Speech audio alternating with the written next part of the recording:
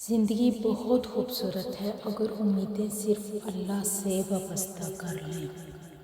جہاں قدر نہ ہو وہاں خود کو خود ہی دور کر لو، کیونکہ نہ قدرے اور نہ شکرے لوگ جن کو سمجھ نہیں ہوتی، ان کو ہیرا بھی کانچ نظر آتا ہے۔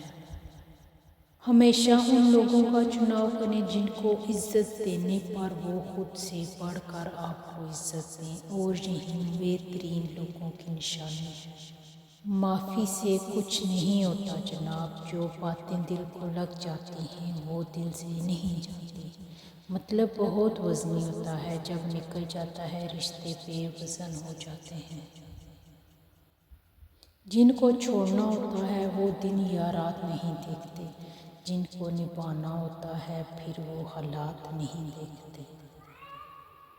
دل میں کھوٹ ہو تو دعا، عطا اور محبت تینوں راستہ بدل لیتی ہیں۔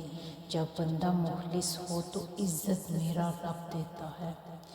کل رات جو کھول کر دیکھی یادوں کی کتاب، رو پڑے کہ کیا کیا کھویا ہے ہم نے، ہے زندگی۔ گفتگو ایسی رکھو کہ دل میں اتر جاؤ، نہ کہ دل سے۔ جب دیواروں میں دراڑیں پڑتی ہیں تو دیواریں ٹوٹ جاتی ہیں، جب دل میں دراڑیں پڑتی ہیں تو دیواریں بن جاتی ہیں۔ لوگوں نے بلڈ پریشر کے ڈر سے نمک کھانا چھوڑ دیا، شوگر کے ڈر سے میٹھا کھانا چھوڑ دیا، لیکن اللہ کے ڈر سے حرام کھانا نہیں چھوڑا۔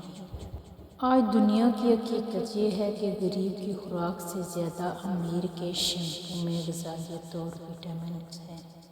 انسان کتے کی 16 دن خدمت کرے، کتا 16 سال نہیں بولتا۔ انسان کی 16 سال تابعداری کرے، انسان 16 دن سے پہلے بھول جاتا ہے۔ دنیا میں سب سے بڑی دولت آپ کی عزت نفس ہے۔ اس کو کھو کر کروں کا خزانہ بھی مل رہا ہو تو وہ گھاٹے کا سودا ہے۔